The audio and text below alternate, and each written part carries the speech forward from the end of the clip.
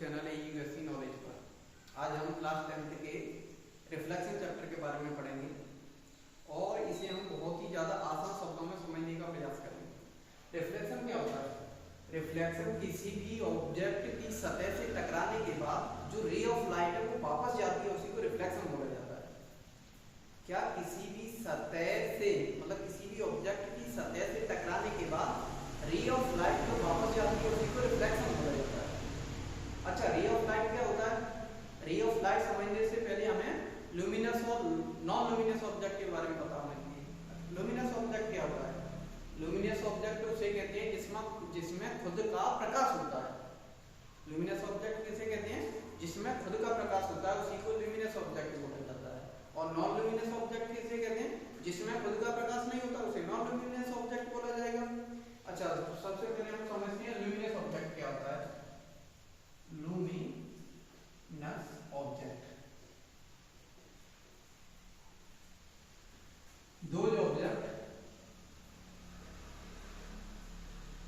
those objects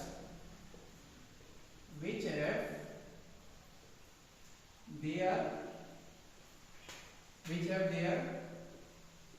own light is called luminous object. For example, sun, candle, bulb, etc. ये जितने भी example हैं, जैसे सूर्य हो गया या मोमबत्ती हो गई या फिर बल्ब हो गया, इन सब में क्या होता है? खुद का प्रकाश होता है। अच्छा, जो ऑब्जेक्ट जिनमें खुद का प्रकाश नहीं होता है उन्हें क्या बोला जाता है? उन्हें नॉन लुमिनस ऑब्जेक्ट बोला जाता है। तो नॉन लुमिनस ऑब्जेक्ट किसे कहेंगे? नॉन लुमिनस ऑब्जेक्ट दो सब्सटेंस या फिर दो object which do not have their own light is called non luminous object. Example, pen, book, table, etc. देखो, पेन, बुक और टेबल, इनमें किसी में भी खुद का प्रकाश नहीं होता। ये कैसे फिर हमें दिखाई कैसे देते हैं? तो जो लुमिनस ऑब्जेक्ट होते हैं जिनसे लाइट इमिट होती है, जब वो नॉन लुमिनस ऑब्जेक्ट से टकराती है तो टकराने के बाद जो रे ऑफ लाइट है वो हमारी आंखों में आती है, तो उसी के कारण हमें जो नॉन लुमिनस ऑब्जेक्ट होते हैं वो दिखाई पड़ते हैं। अच्छा, लुमिनस हो गया, नॉन लुमिनस दोनों ऑब्जेक्ट हो गए। अब पढ़ते हैं रिफ्लेक्शन ऑफ लाइट क्या होता है। जब तक चलो आगे बढ़ते हैं।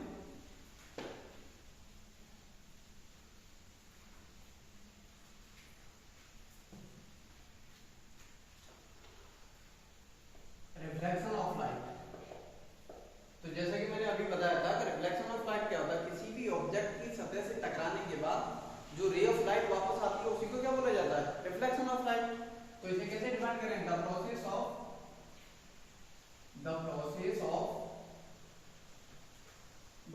ऑफ सेंडिंग बैक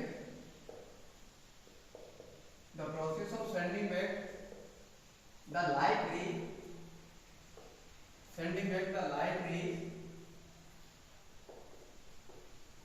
which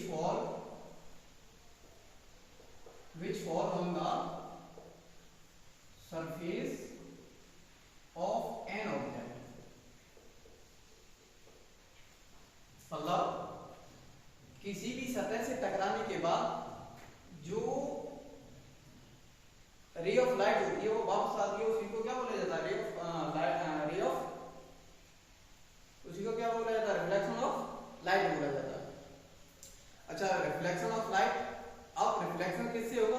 तो रिफ्लेक्शन मिरर से होगा। मिरर क्या होता है?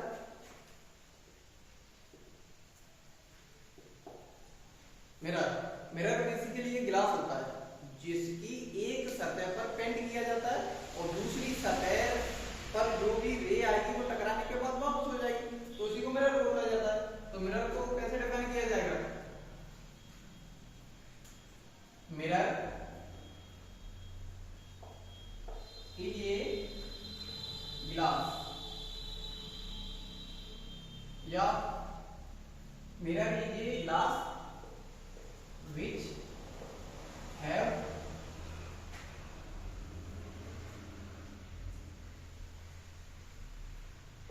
which has paints on their one surface। तो मिरर क्या होता है, जिस मिरर ये क्या होता है, ग्लास होता है जिसकी एक सतह पॉलिश की जाती है, तो उसी को मिरर बोला जाता है। अच्छा, उसके बाद रिफ्लेक्शन वो किससे होगा, मिरर से होगा। तो हम अब इससे आगे पढ़ते हैं कि जो रिफ्लेक्शन अगर प्लेन मिरर से होगा तो कैसे होगा।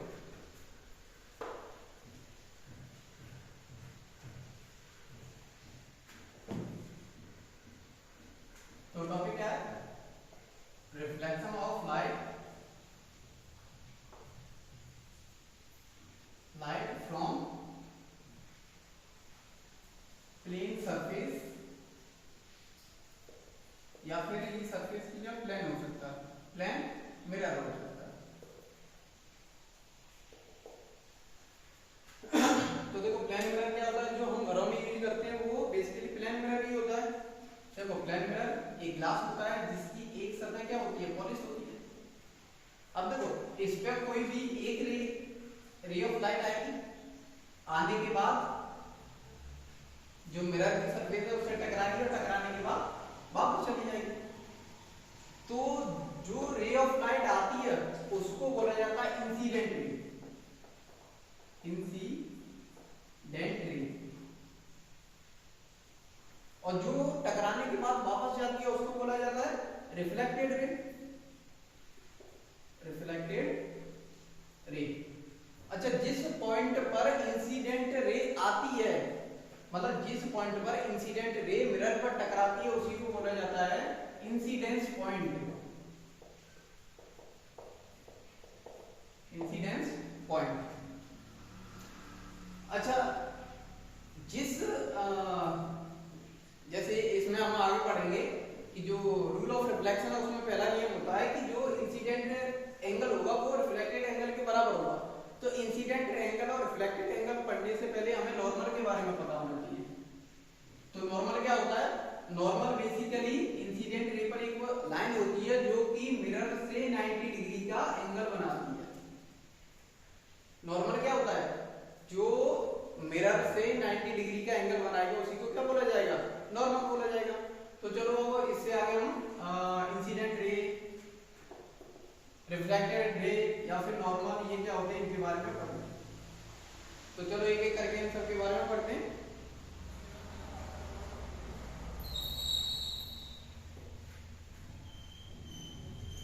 पहला है incident ray,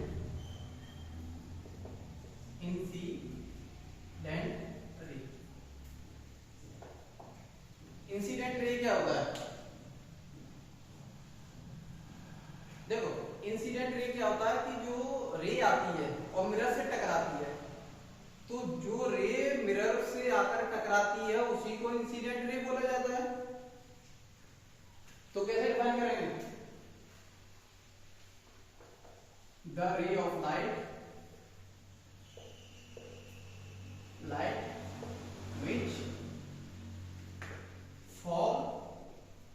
which falls on the surface of the mirror। तो the ray of light which falls on the surface of the mirror is called incident ray। तो जो भी मतलब जो भी रे है वो जब शीशे से टकराएगी तो उसी को क्या बोला जाएगा, इंसिडेंट रे बोला जाएगा। अच्छा, दूसरा क्या होता है, दूसरा होता है रिफ्लेक्टेड रे, रिफ्लेक्टेड रे। तो रिफ्लेक्टेड रे क्या होती है, जो शीशा की सतह होती है या फिर जो मिरर की सतह होती है उससे टकराने के बाद जो रे वापस जाती है उसी को क्या बोला जाता है, रिफ्लेक्टेड रे। तो इसे कैसे डिफाइन करेंगे, the ray of light which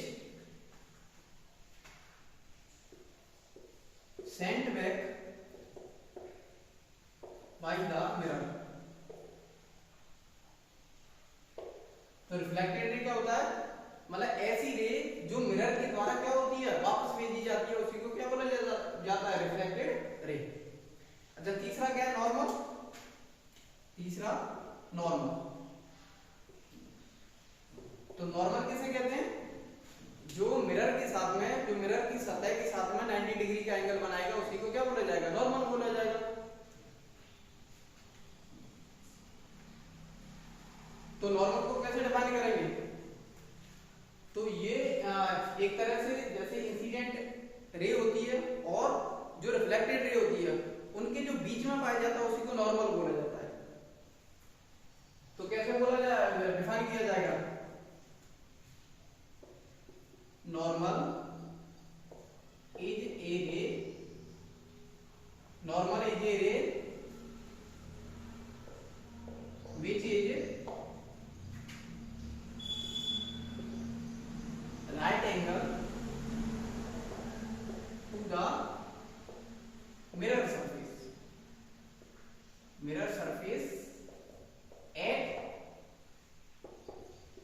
incidence point। तो नॉर्मल क्या होता है, इंसिडेंस पॉइंट पर जो मिरर की सतह होती है उससे जो 90 डिग्री का एंगल बनेगा उसी को नॉर्मल होता है। तो उम्मीद करता हूं कि मैं कि इंसिडेंट रे क्या होता है, रिफ्लेक्टेड रे क्या होता है और नॉर्मल क्या होता है समझ में आ गया होगा। चलो अब इससे आगे बढ़ते हैं, इससे आगे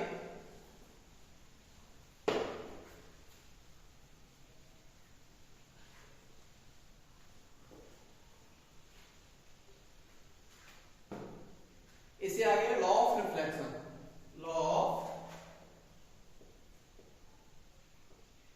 रिफ्लेक्शन। देखो लॉ ऑफ रिफ्लेक्शन किसे कहते हैं,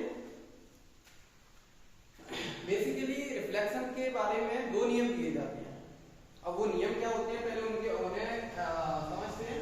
जैसे ये क्या है, मिरर है, मिरर क्या होता है, इसकी एक सतह पॉलिश की जाती है, दूसरी सतह दूसरी सतह पर क्या होता है, रिफ्लेक्शन होता है। तो अभी हमने पढ़ाया कि कोई अगर इंसिडेंट रे किसी इंसिडेंस पॉइंट पर आती है, कोई इंसिडेंट रे किसी इंसिडेंस पॉइंट पर आती है, तो इंसिडेंस रेस पर आने के बाद सरफेस से टकराने के बाद, मिरर की सरफेस से टकराने के बाद क्या होती है, वापस जाती है। अच्छा ये क्या होती है, इंसिडेंट रे को आई से रिप्रेजेंट किया जाता है और रिफ्लेक्टेड रे को आर से रिप्रेजेंट किया जाता है। अच्छा इन दोनों के बीच में क्या होता है, नॉर्मल होता है, इन दोनों के बीच में नॉर्मल होता है। तो इसका पहला नियम क्या है, इसका पहला नियम होता है कि जो इंसिडेंट रे, ये क्या है, इंसिडेंट रे, और ये क्या है, रिफ्लेक्टेड रे, और ये क्या, नॉर्मल। तो पहला नियम जो रूल नंबर फर्स्ट होता है, इसमें क्या बोला गया है, इसमें बोला गया है कि जो इंसिडेंट रे होगी और जो रिफ्लेक्टेड रे होगी और जो नॉर्मल है, ये तीनों के तीनों कहां पाए जाएंगे, सेम प्लेन में पाए जाएंगे। मतलब एक ही प्लेन में इंसिडेंट रे, नॉर्मल और रिफ्लेक्टेड रे तीनों के तीनों सेम पॉइंट पर या सेम प्लेन पर पाए जाएंगे। तो इसे कैसे, अच्छा पहला हो गया। दूसरा नियम क्या होता है, अच्छा इसे अगर लिखेंगे तो क्या लिखेंगे, incident ray comma reflected ray, reflected ray and normal, normal all lie on same plane। इसका मतलब क्या है, इंसिडेंट रे, रिफ्लेक्टेड रे और नॉर्मल तीनों के तीनों कहां पाए जा रहे हैं, एक ही प्लेन में पाए जाते हैं। अच्छा दूसरा नियम क्या होता है, जो दूसरा रूल होता है कि जो इंसिडेंट एंगल होगा जिसे एंगल आई से रिप्रेजेंट किया जाएगा और जो रिफ्लेक्टेड रे होगा जिसे एंगल आर से रिप्रेजेंट किया जाएगा। तो दूसरा नियम कहता है कि जो incident angle is always equal to the reflected angle, reflected angle is always equal to the reflected angle. Reflected angle, reflected angle. तो लॉ ऑफ रिफ्लेक्शन दो तरह का, लॉ ऑफ रिफ्लेक्शन में दो नियम होते हैं। पहला क्या होता है, इसमें इंसिडेंट रे, रिफ्लेक्टेड रे और नॉर्मल, तीनों के तीनों एक ही प्लेन में पाए जाएंगे। और दूसरा नियम क्या होता है, जो इंसिडेंट एंगल और जो रिफ्लेक्टेड एंगल है, वे दोनों हमेशा क्या होंगे, बराबर होंगे। चलो इंसिडेंट एंगल और रिफ्लेक्टेड एंगल, इसके बारे में थोड़ा पढ़ते हैं।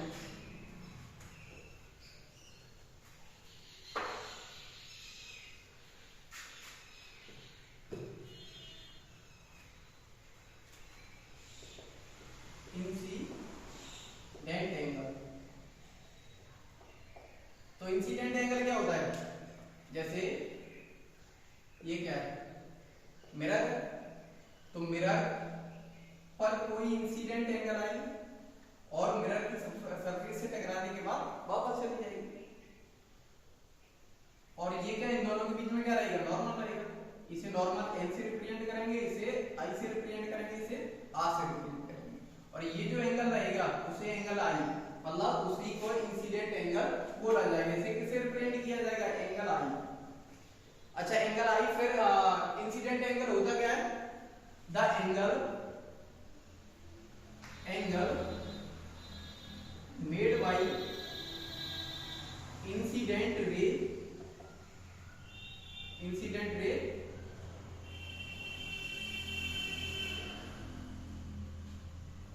the angle made by incident ray from the normal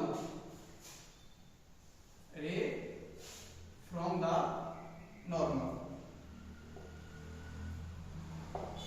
तो इंसिडेंट एंगल क्या होता है, जो इंसिडेंट रे होती है उसका नॉर्मल से जो एंगल रहेगा उसी को क्या बोला जाएगा, इंसिडेंट एंगल बोला जाएगा। दूसरा क्या होता है, दूसरा होता है reflected angle, reflected angle. Reflected angle को एंगल आर से रिप्रेजेंट किया जाएगा।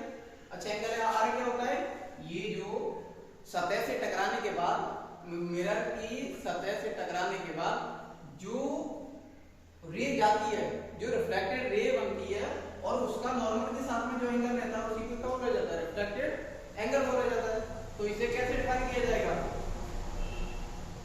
एंगल मेड बाय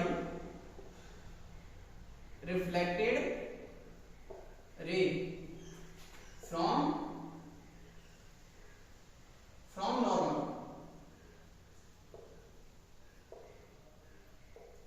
तो रिफ्लेक्टेड एंगल क्या होता है, नॉर्मल से रिफ्लेक्टेड रे के द्वारा जो बीच में जो एंगल बनेगा उसी को क्या बोला जाएगा, रिफ्लेक्टेड एंगल बोला जाएगा। तो आशा करता हूं आपको इंसिडेंट एंगल और रिफ्लेक्टेड एंगल क्या होता है समझ में आ गया होगा। चलो आगे बढ़ते हैं, इससे आगे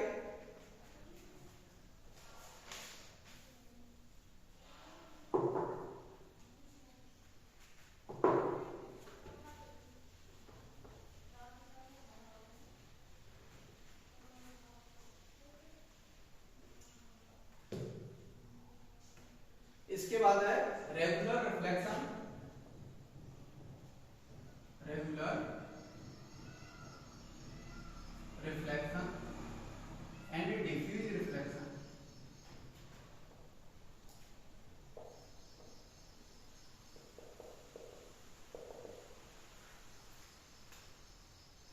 रेगुलर रिफ्लेक्शन क्या होता है, अरे जो मिरर की सतह होगी, जो सरफेस ऑफ मिरर होगी, अगर वो स्मूथ होगी तो वहां से जो रिफ्लेक्शन होगा वो कैसा होगा, रेगुलर रिफ्लेक्शन होगा। और जहां मिरर की जो सरफेस होगी वो प्लेन नहीं है, मतलब उसका जो अरेंजमेंट है वो कैसा इरेगुलर है, तो वहां क्या रहेगा, वहां डिफ्यूज रिफ्लेक्शन होगा।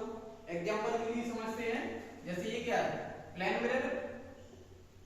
मिरर क्या होता है, जिसकी एक सतह पेंट की जाती है, पॉलिश की जाती है, दूसरी सतह से रिफ्लेक्शन होता है।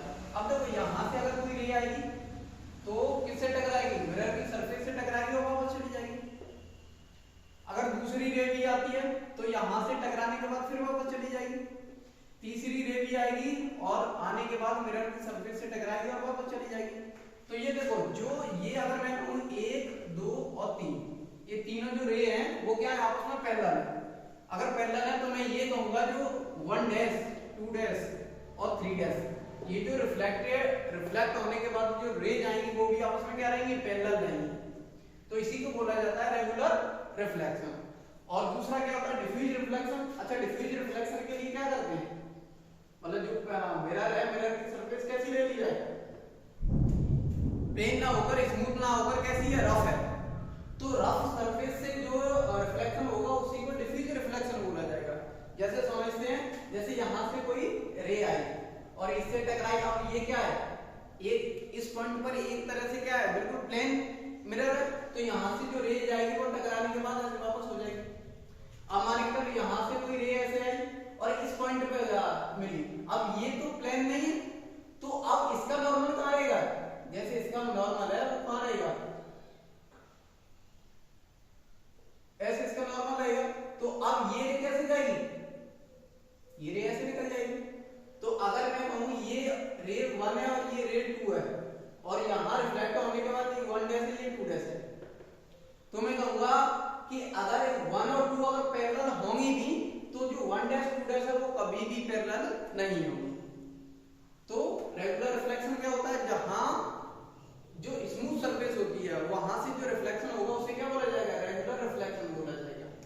और इरेगुलर रिफ्लेक्शन या फिर डिफ्यूज रिफ्लेक्शन किसे बोला जाएगा, जहां जो सतह होगी मिरर की वो कैसी रहेगी, वो रफ होगी, डल होगी, तो उसी को क्या बोला जाएगा, डिफ्यूज रिफ्लेक्शन। मतलब बेसिकली जो प्लेन मिरर होता है, मतलब स्मूथ मिरर होता है, उसकी सतह अगर स्मूथ है तो वहां तो क्या होगा, रेगुलर रिफ्लेक्शन। लेकिन वहीं कोई दूसरा ऑब्जेक्ट है जिसकी सतह जो स्मूथ नहीं है, तो वहां जो रिफ्लेक्शन होगा उसे बोला जाएगा डिफ्यूज रिफ्लेक्शन। तो रेगुलर रिफ्लेक्शन और डिफ्यूज रिफ्लेक्शन क्या होता है समझ में आ गया होगा। चलो आगे बढ़ते हैं।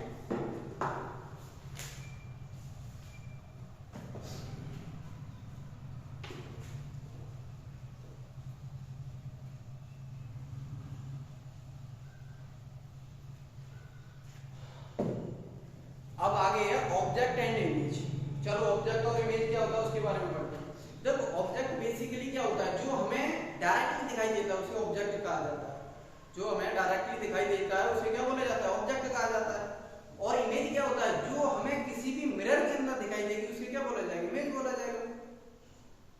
मतलब जो जैसे किसी भी ल्यूमिनस ऑब्जेक्ट से कोई रे इमिट होती है, मतलब ल्यूमिनस ऑब्जेक्ट क्या होता है, जो रे को इमिट करता है, और वो रे किसी भी नॉन ल्यूमिनस ऑब्जेक्ट से टकराती है और टकराने के बाद हमारी आंखों में जब पड़ती है तो हमें वो ऑब्जेक्ट है वो दिखाई देता है। तो जो नॉन ल्यूमिनस ऑब्जेक्ट होता है जो हमें दिखाई दे रहा है किसके कारण, रिफ्लेक्शन के कारण, तो वो हो गया ऑब्जेक्ट। लेकिन वही अगर मैं मिरर के सामने खड़ा हो जाऊं तो फिर मुझे जो अपना जो बिंब है, मतलब जो अपना जो आकृति है वो किसमें दिखेगी, मिरर के अंदर दिखेगी, तो उसी को बोला जाएगा क्या, इमेज। तो ऑब्जेक्ट क्या होता है,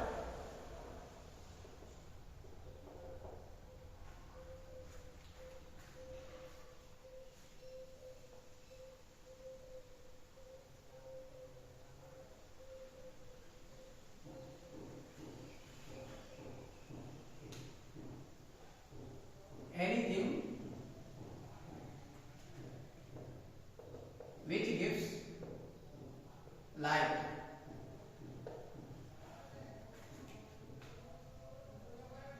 which gives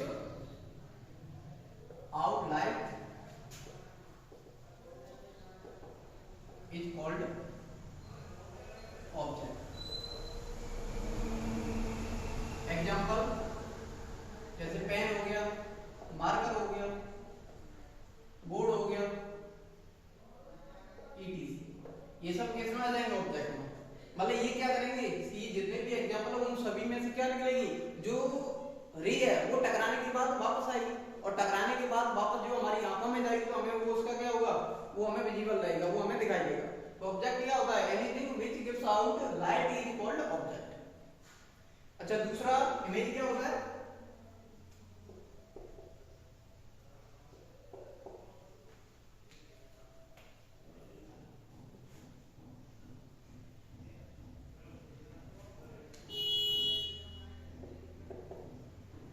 image is an optical appearance Image is an optical appearance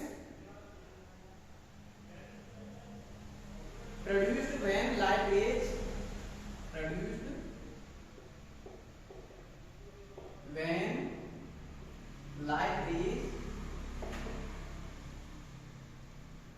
produced when light rays coming from an object, light rays coming from an object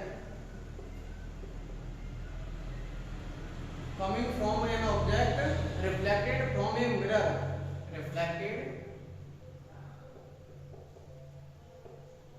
from a mirror,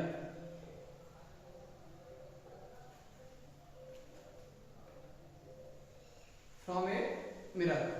तो image क्या होता है? Image an optical appearance produced when light rays coming from an object reflected from a mirror. मतलब किसी भी mirror से टकराने के बाद जो रे हैं जो वापस आती हैं, तो जो मिरर के अंदर हमें दिखाई देगा उसी को क्या बोला जाएगा? इमेज बोला जाएगा। तो ऑब्जेक्ट क्या होता है? ऑब्जेक्ट को वैसे आसान भाषा में समझो, जिसे हम डायरेक्ट देख सकते हैं वो ऑब्जेक्ट है, और जिसे हम शीशे के अंदर देखेंगे, मिरर के अंदर देखेंगे, तो वो क्या होगा? वो इमेज होगा।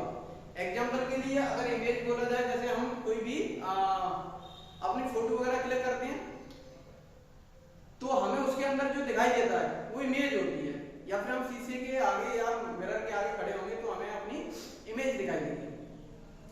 एग्जांपल के लिए जो इमेज होती है, वो जो मिरर होता है, मिरर खुद एक ऑब्जेक्ट है। मिरर क्या है?